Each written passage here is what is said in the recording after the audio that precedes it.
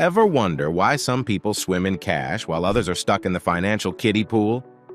Well, today, we're diving headfirst into the intriguing realm of the psychology of money, how to think better about money and make smarter decisions. In this mind-bending journey, we're unlocking the secrets of behavioral economics, unraveling the mysteries behind money and happiness, and even dissecting the financial drama of Anil Ambani. Plus, we've got a backstage pass to the roller coaster ride of investor psychology. So buckle up, hit that subscribe button, trust me, you won't want to miss what's coming, and let's embark on a financial adventure together. Quick question for you viewers, ever thought about the psychology of your own money decisions? Share your thoughts in the comments below. Let's get started by uncovering behavioral economics insights from the psychology of money. Imagine finding a $20 bill on the street, pure joy, right? That's loss aversion at play. It's this quirk in our brains that makes us feel losses more intensely than gains. So when you unexpectedly find money, it's like a boost of happiness because you've avoided a potential loss. It's like a mini celebration, and who doesn't love a surprise party? Now let's talk mental accounting. Think of your brain as a wallet with different compartments. You've got one for fun spending, another for savings, and maybe even a hidden gem for that dream vacation. We don't always pull from the same mental pocket, and that influences how we spend. It's like having a game plan for your money without even realizing it. Ever sold something and felt like it was worth more than the price tag? Enter the endowment effect. It's the tendency to attach extra value to things simply because they're ours. That old bike gathering dust in the garage suddenly becomes a priceless possession when someone else wants it. It's like our belongings get a VIP pass in our hearts. So quick recap, loss aversion brings the joy of finding unexpected money, mental accounting turns our brains into organized spenders, and the endowment effect gives our stuff a golden ticket. Understanding these quirks is like having X-ray vision into our money mindset. But wait, there's more intrigue in the world of behavioral economics. It's like Sherlock Holmes dissecting the whys behind our spending habits. Why do we buy that second cup of coffee? Why do we splurge during a sale? It's not just about the dollars, it's about the dance our brains do when faced with money decisions. Now let's dive into the old age question, can money really buy happiness? It's like exploring the secret recipe for life satisfaction. Picture this, you've got a wallet full of cash, and you're tempted to splurge on the latest gadgets or a fancy dinner. But does that translate into lasting happiness? Well, studies in the fascinating world of psychology suggest otherwise. It's not about the quantity of cash in your pocket, it's about the quality of how you spend it. Think of it like choosing between a quick sugar rush and a wholesome, satisfying meal. The key? Aligning your spending with what truly brings you joy. Imagine money as a tool, not just for survival, but for enhancing your well-being. There's a concept called the hedonic treadmill, and it's not as complicated as it sounds. It's like chasing a never-ending stream of happiness through material possessions. Sure, that new phone might make you happy for a while, but the excitement fades. What really matters is how you allocate your resources for lasting satisfaction. Let's tap into an interesting quote from the legendary Warren Buffett, who once said, "The best investment you can make is in yourself." Now that's not just about financial investments, it's about investing your time and money in experiences, learning, and personal growth. It's like building a treasure trove of memories that pay dividends in happiness. Now let's talk about the diminishing returns of wealth on overall well-being. Picture this. You're climbing the ladder of financial success, earning more and more. But at some point, the extra dollars don't bring the same level of joy they used to. It's like having your favorite dessert. The first few bites are heavenly, but after a point, you're just eating to finish, not for the delight. It's crucial to find the sweet spot between earning and spending, a balance that aligns with your values. Think of it like crafting your happiness budget. If buying experiences brings you more joy than possessions, redirect your funds accordingly. It's not about frugality, it's about being intentional with your spending, ensuring each dollar contributes to your well-being.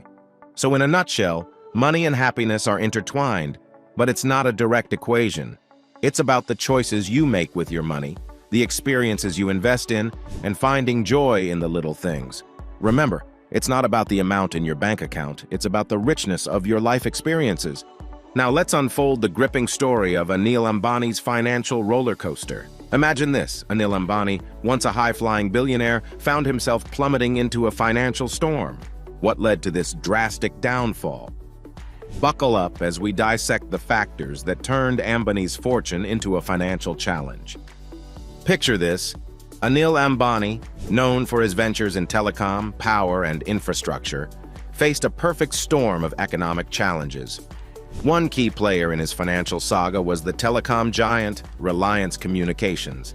Ambani invested heavily in this venture, aiming for the stars, but unfortunately the stars didn't align in his favor. First, the intense competition in the telecom industry hit hard.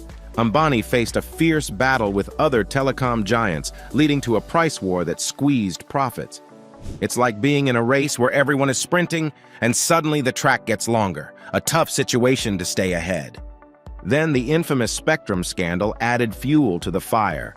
Allegations of irregularities in the allocation of 2G spectrum rocked the telecom industry, and Ambani's empire took a severe blow. It's like building a sandcastle, and just when it starts to take shape, a wave of challenges washes it away. But wait, there's more. Ambani's foray into the power sector also hit a rough patch. Mounting debts and regulatory challenges turned the tables. It's similar to investing in a business, only to face unexpected hurdles that shake the foundation.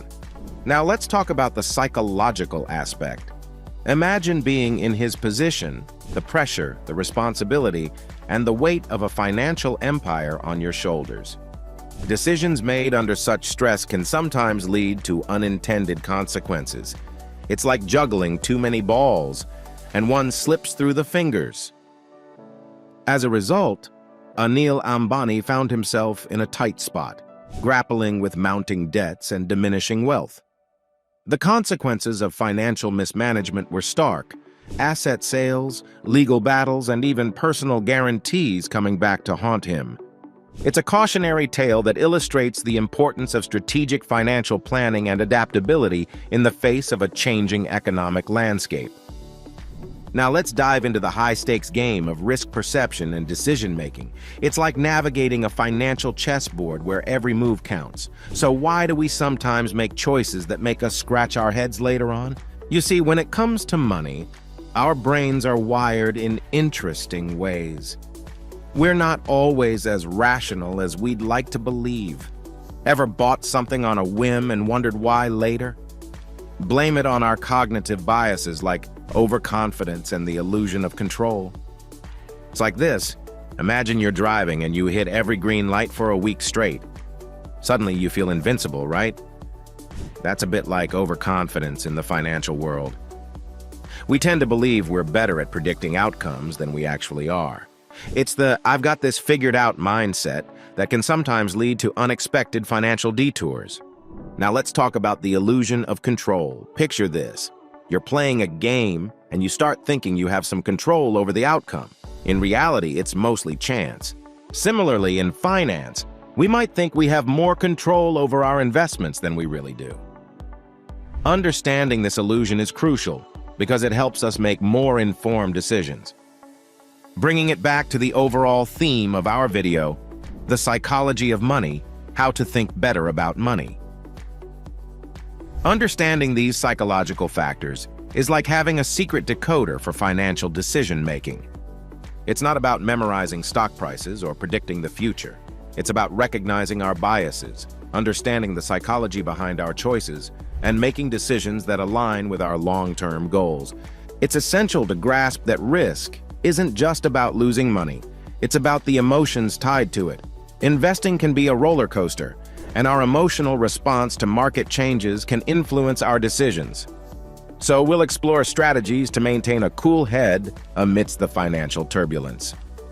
As we navigate the landscape of risk perception and decision-making, always remember, it's not about eliminating risk entirely, but about managing it wisely.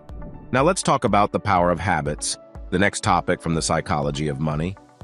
By the way, if you're enjoying the video so far and want more topics like this, comment the word "more" so I know.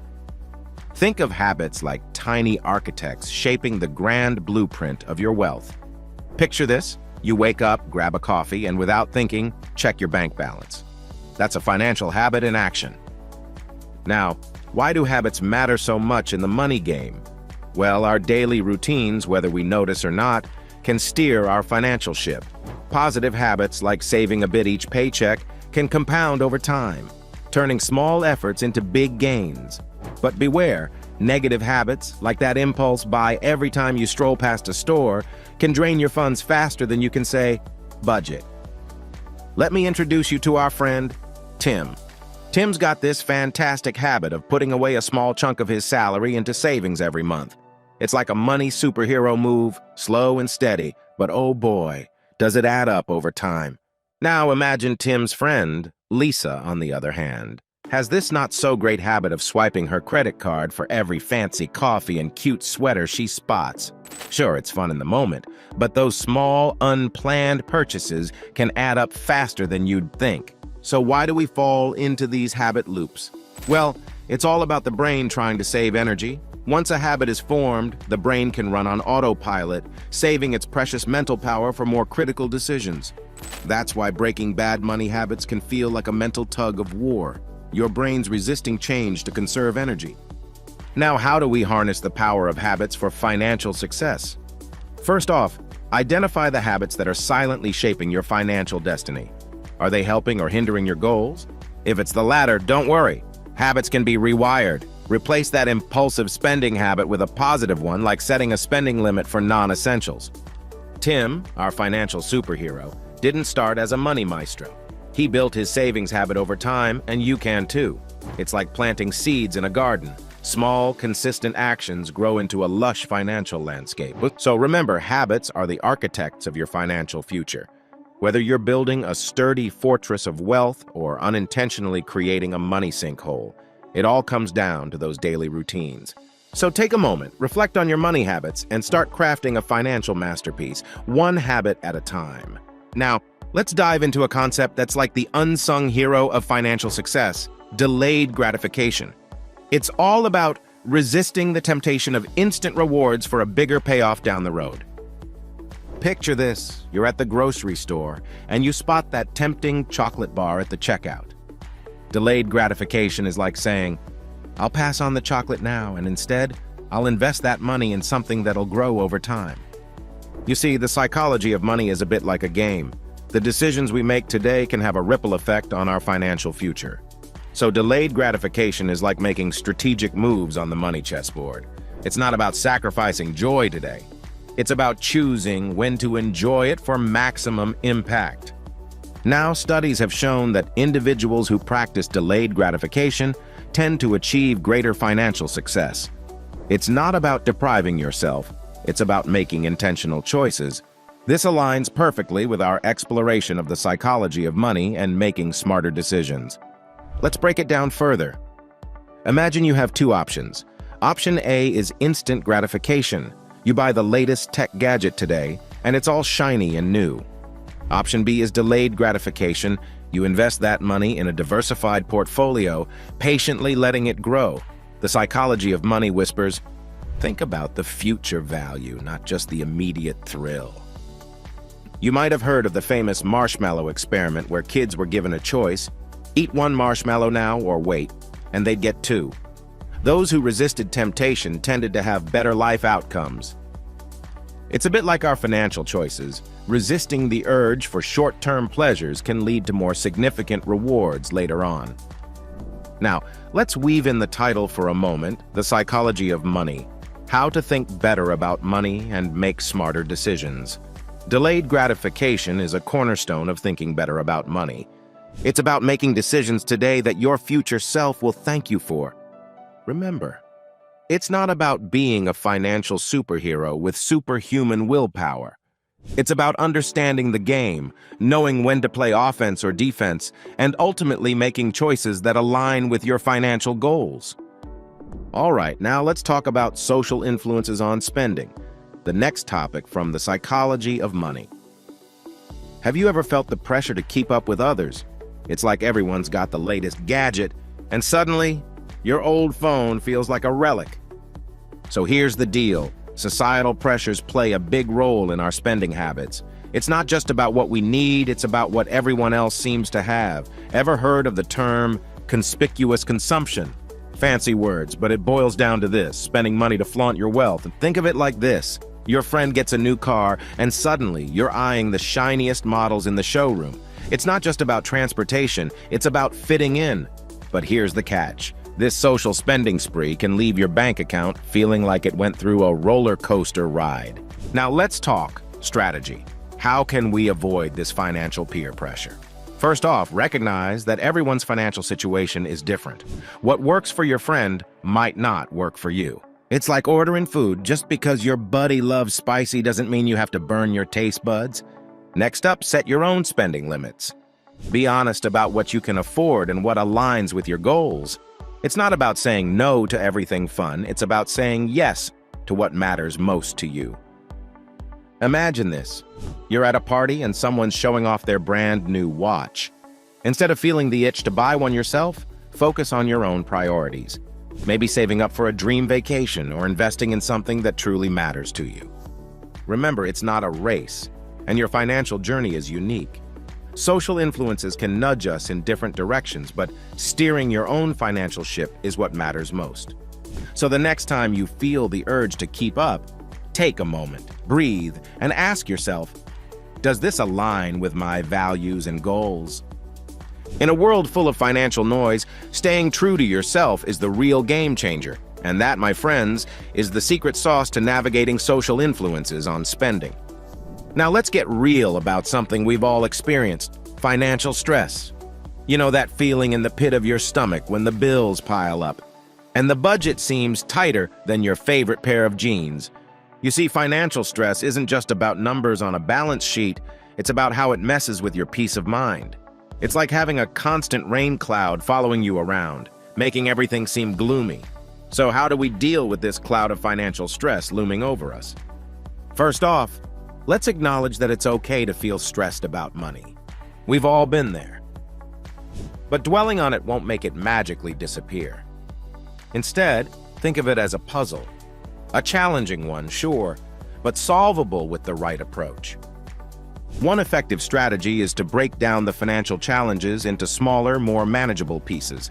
It's like tackling a big project, daunting at first, but much more doable when you break it into smaller tasks. Identify your immediate financial concerns, prioritize them, and tackle one thing at a time. And here's where our video title, The Psychology of Money: How to Think Better About Money and Make Smarter Decisions, comes into play.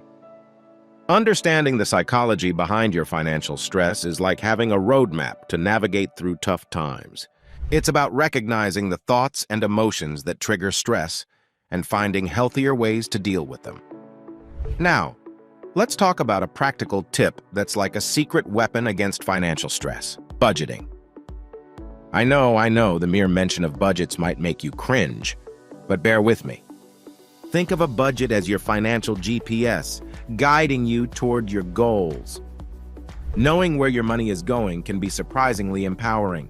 It's like turning on the lights in a dark room. Suddenly, things become clearer.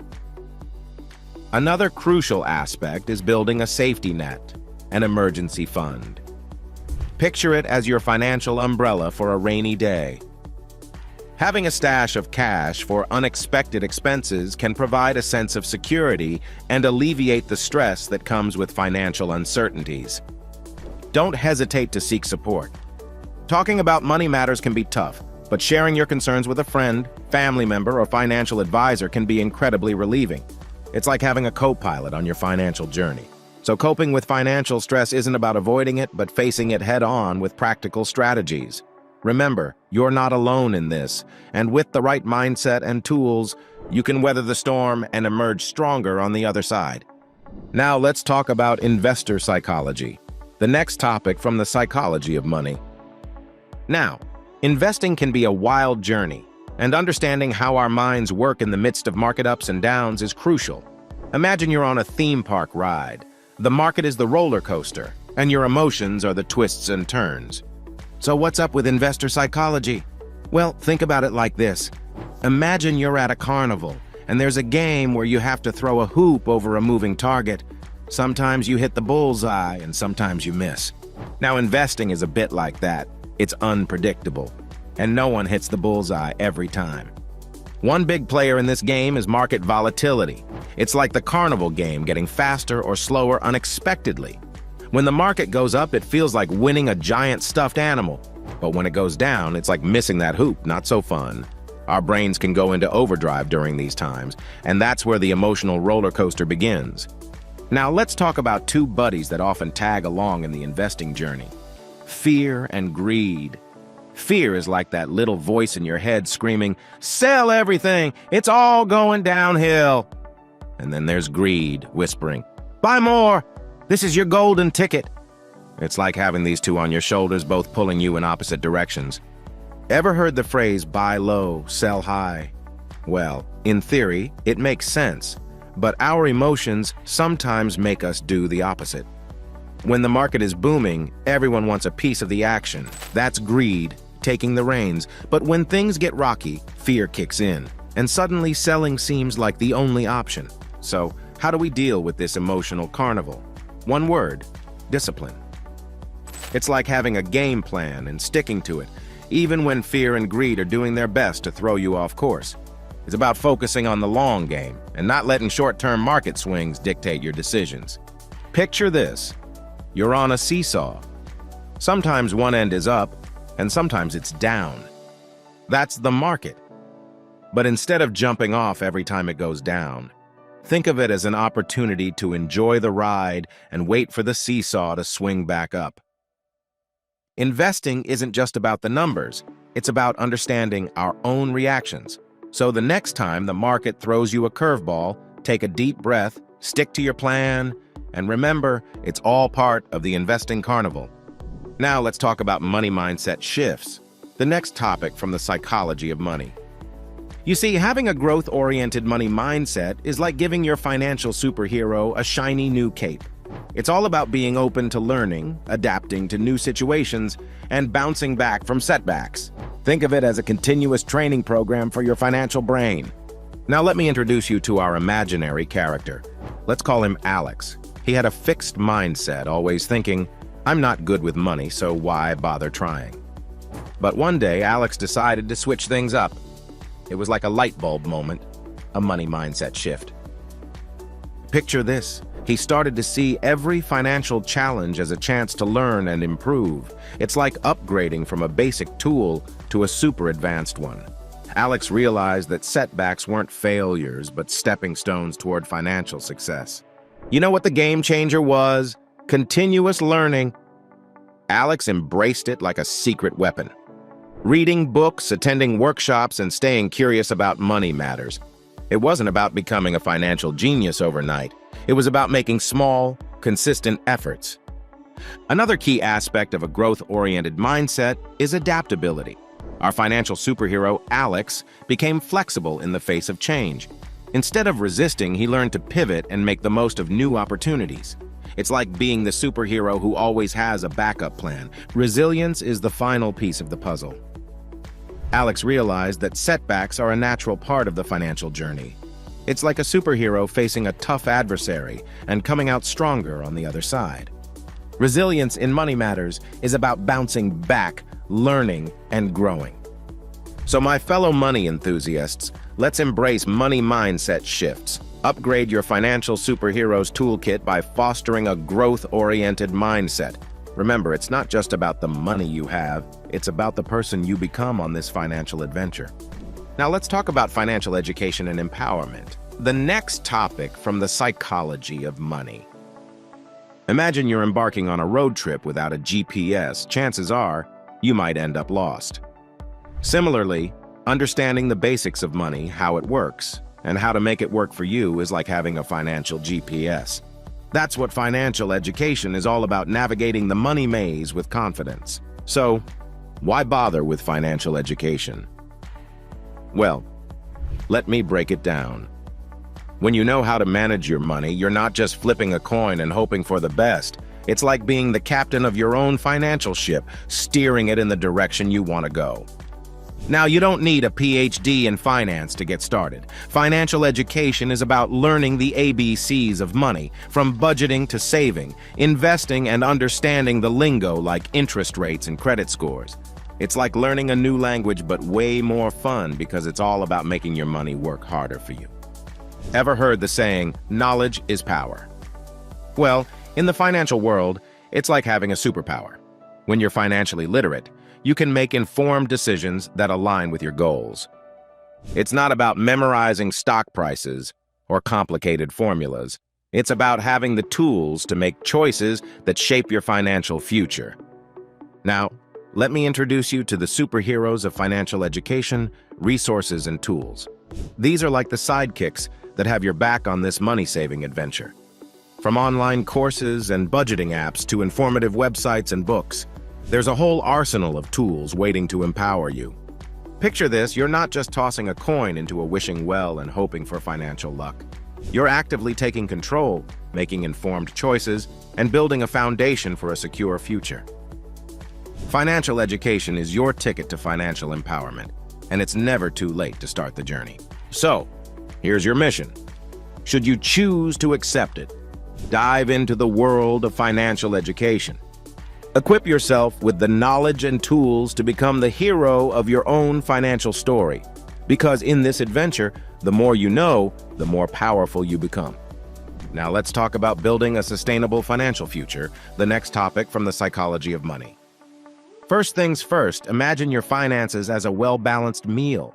You've got your income proteins, your expense veggies, and your savings carbs. They all play a crucial role. Just like a balanced diet keeps you healthy, a balanced financial plan keeps your money game strong. Now, one key ingredient to this financial feast is an emergency fund.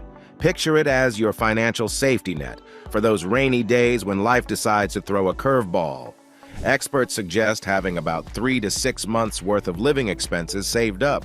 It's like having a little financial umbrella for unexpected storms. Next up, let's talk about investments. I know, it sounds a bit intimidating, but bear with me. Consider investments as seeds you plant today to grow your money tree tomorrow. Diversify those seeds, some in stocks, some in bonds, and watch your money forest thrive over time. It's like having a garden with a variety of plants. Each has its role, and together, they create a beautiful landscape. Speaking of landscapes, let's touch on real estate. Owning a home is like having a piece of land in the financial kingdom. Sure, it takes time to build, but it's a solid investment that can appreciate over the years. It's like planting a tree. It starts small, but with care and time, it becomes a strong, valuable asset. Now let's talk about something we all love, spending. But wait, there's a catch. Mindful spending is the name of the game. It's about making intentional choices with your money. Before swiping that card, ask yourself, is this a need or a want? It's like going grocery shopping. You stick to the list, avoid impulse buys, and keep your financial pantry well stocked. And don't forget to keep learning. Just like you upgrade your phone for better features, upgrade your financial knowledge. Stay curious, read up on new money trends, and adapt to changes. It's like staying updated with the latest tech, keeps you ahead of the game. In a nutshell, building a sustainable financial future is about balance, preparation, and a dash of financial mindfulness. So, whether you're just starting your money journey or you're a seasoned pro, remember, it's not about having the most money, it's about making the most of what you have. Well, guys, we've taken a thrilling ride through the money maze, and I hope you're feeling as pumped as I am about the psychology of money. Remember, it's not just about the dollars, it's about shaping a life that clicks with your dreams. So what's the big takeaway? Be the hero of your own financial story. Whether it's planting seeds for the future, dodging social spending traps, or mastering mindful spending, it's all part of the grand adventure. If you are interested, get any audiobook of your choice for free using the link below the video. Remember, this video is for educational purposes only and does not constitute investment advice. It is important to conduct thorough research and consult with financial professionals before making any investment decisions. The value of investments can fluctuate, and past performance is not indicative of future results. Always assess your risk tolerance and investment goals before allocating your capital. I recommend you watch the next video in our series. Don't hesitate to share this video, subscribe to our channel, and share your thoughts in the comments section. Thanks for watching, and I'll see you in my next video.